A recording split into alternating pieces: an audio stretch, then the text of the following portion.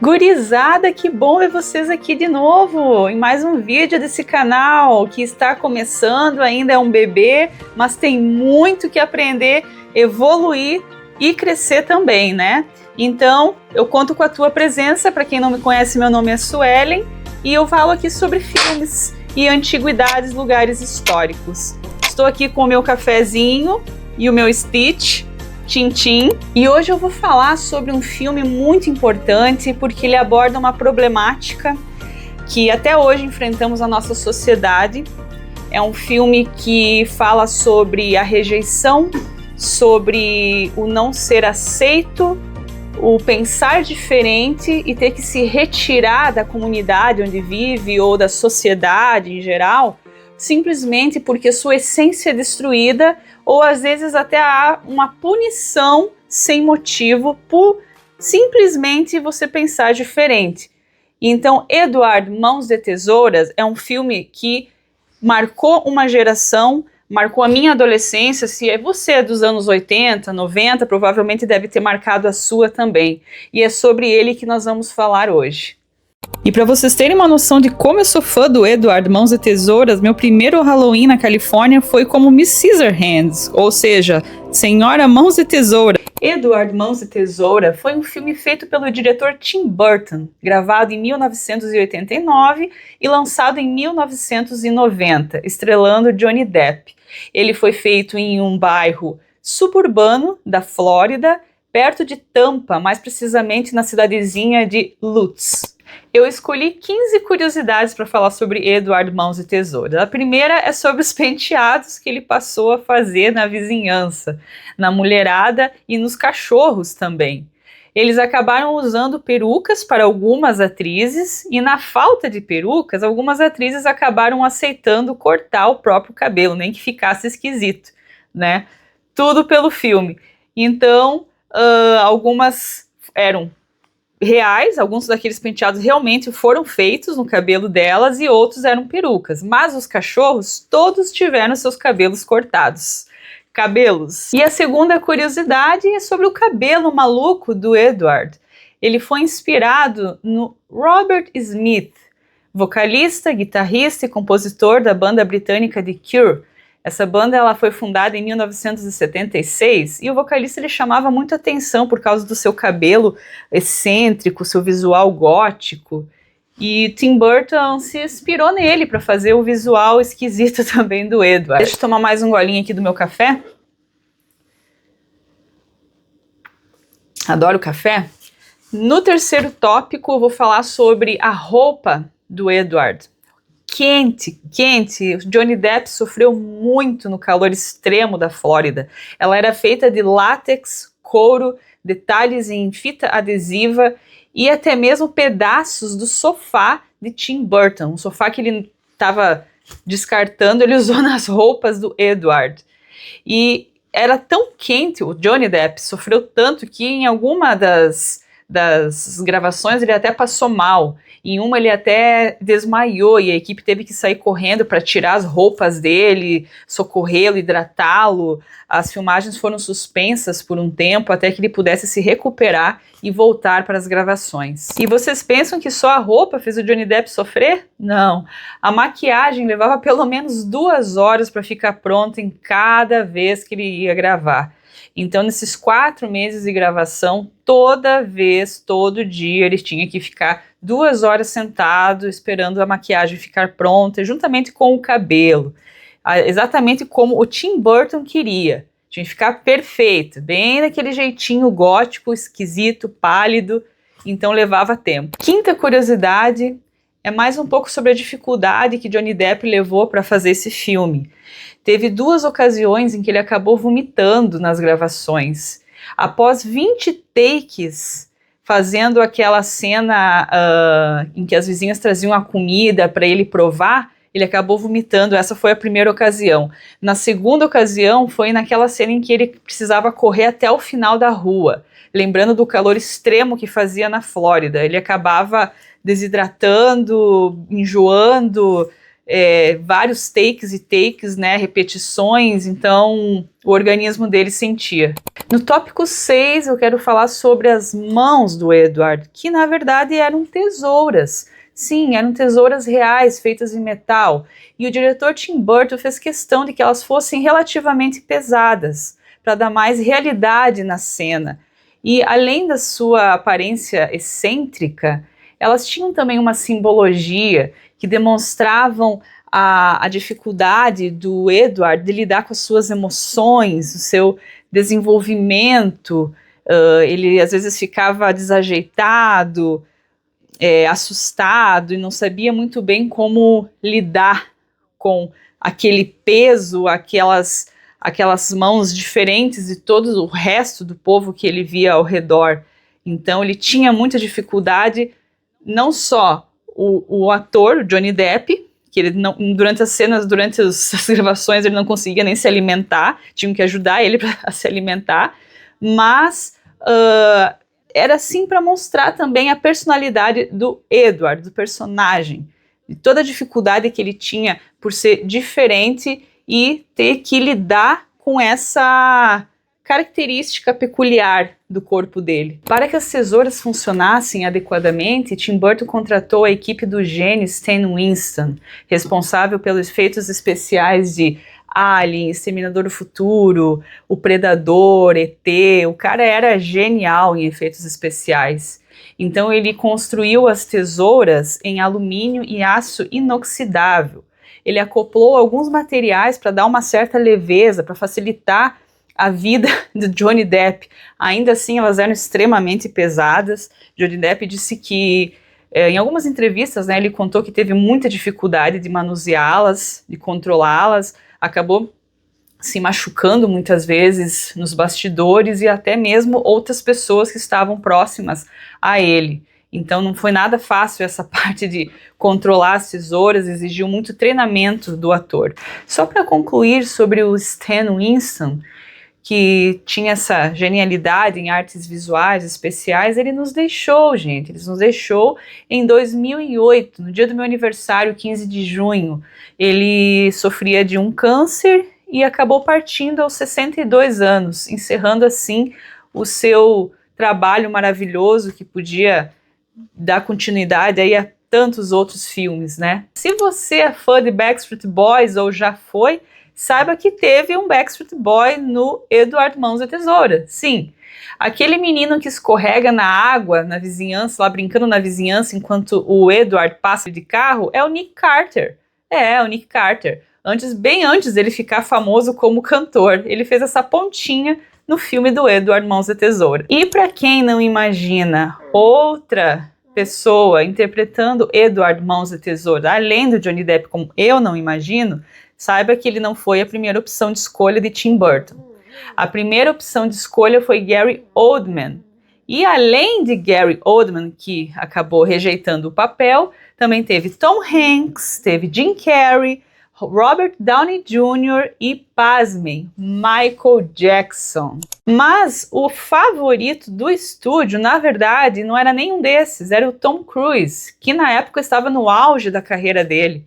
Só que Tom Cruise, ele leu o roteiro e não gostou do final, achou muito triste. Então, ele pediu para que mudassem o final do filme para ele poder participar, para ele interpretar o Edward, só que o Tim Burton estava irredutível, não ia mudar o script, e então Tom Cruise ficou fora de questão. Aí Tim Burton, graças a Deus, deu uma chance ao ator Johnny Depp. Sabe quem inspirou Edward Mãos e Tesouras? O próprio diretor Tim Burton. Sim, ele era uma criança super introspectiva, cresceu num bairro suburbano da Califórnia, mas ele também tinha sua genialidade.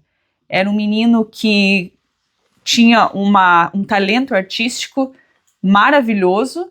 Ele costumava esboçar bonequinhos sombrios, peculiares, e não se encaixava naquela comunidade onde ele cresceu. Ele não se misturava com as outras crianças, ele era quieto, ele era estranho, digamos assim, né? Era uma pessoa que pensava muito diferente, sentia que era diferente, né?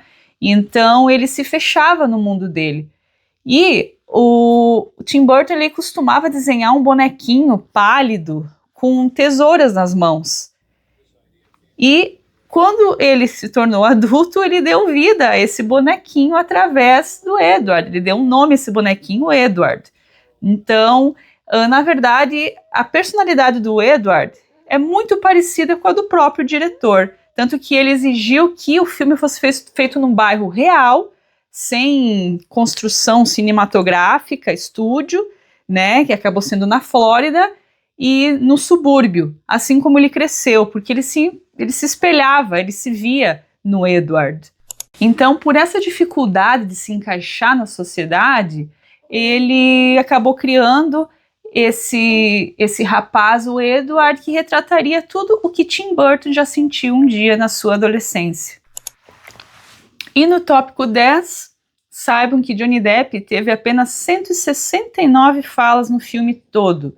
E com todo esse talento que ele tinha, ele soube em cada momento de silêncio expressar toda a melancolia e fragilidade que tinha o personagem do Edward, Mãos de Tesoura. Em cada take, ele conseguiu fazer transparecer como o Edward se sentia, sem precisar falar. Para isso, ele teve algumas inspirações, ele estudou lendas do cinema mudo, como Charlie Chaplin, Buster Keaton, e já viram o resultado, né? Sensacional. O tópico 11 é um pouquinho triste, pessoal, porque fala do último filme de Vincent Price, que foi o Edward Mãos de Tesoura. Vincent Price fez o criador, o pai, né, a figura paterna que o Edward tinha, foi quem deu vida a Edward com a sua amorosidade, ele era gentil e amava a sua criatura. O ator Vincent Price, ele era muito conhecido por ser considerado o mestre do terror, e o Tim Burton, ele era super fã, ele considerava o Vincent Price o seu ídolo, porque quando ele era adolescente, que ele se fechava no quarto, no seu mundinho, ele encontrava consolo nas obras de Vincent Price. E ele realizou seu grande sonho mais tarde, como adulto, de ter o seu próprio ídolo na sua obra, né? Só que, infelizmente, ele encerrou a sua carreira, Vincent Price encerrou sua carreira com Edward, Mãos de Tesouras. Ele tinha mal de Parkinson e tinha um enfisema pulmonar já avançado, então ele estava tendo bastante dificuldade até durante as filmagens, muitas vezes eles tinham que interromper, que esperar, ele tinha bastante limitações físicas, né? Tanto que ele veio a falecer anos depois. Imagina, ele tinha 82 anos quando o filme foi feito. O filme foi feito em 89, né? Em 1989 ele já tinha seus 82 anos, né?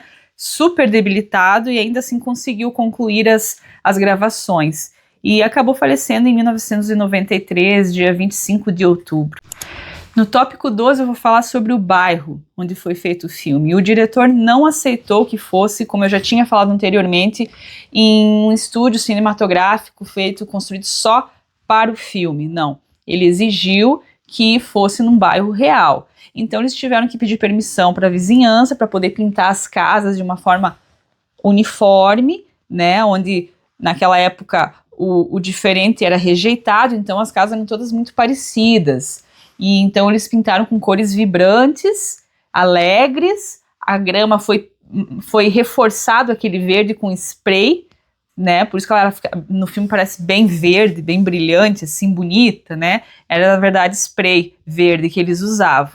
Aí, no final das gravações, quando passou as filmagens, como prometido para os moradores, eles deixaram as cores originais, pintaram novamente as casas com as cores originais. Alguns moradores quiseram manter a cor do filme só porque estava, né, no hype, né, de ter a sua casa aparecendo num filme de Hollywood. Então eles aproveitaram essa fama e mantiveram como estava no filme, mas a maioria quis que voltasse à cor original. Inclusive, eles mudaram também não só as cores das casas e o gramado, mas as cortinas também, de acordo que combinasse com as cores de cada casa.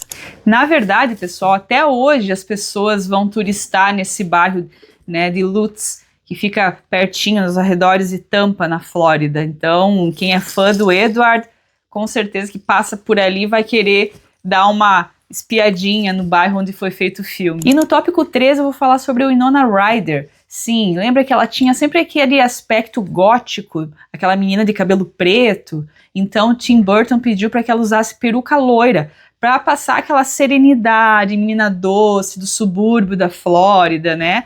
Que era meio que padrãozinho na época, né? Aquela menina meiga. Então ele exigiu que ela usasse essa peruca loira para poder fazer a Kim, né? Que era o grande amor do Edward.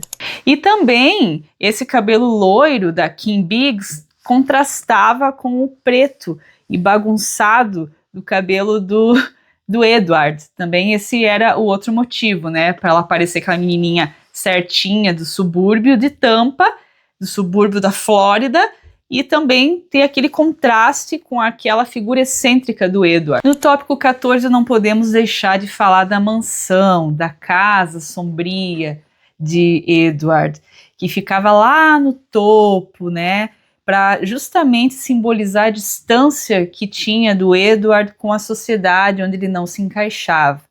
A mansão, muitos pensam que foi toda feita digitalmente, mas não. Aquela frente dela foi construída sim, tá? Meticulosamente, os detalhes, tudo certinho, mas a parte interna dela foi feita em estúdio, né? Que tinha aquelas esculturas de gelo, maquinário antigo, né? Mas para algumas cenas externas, como uma que aparece no espelho do carro, aí eles usavam miniatura. E na nossa 15ª curiosidade, eu deixei reservado para falar do romance entre Kim Biggs e o Edward.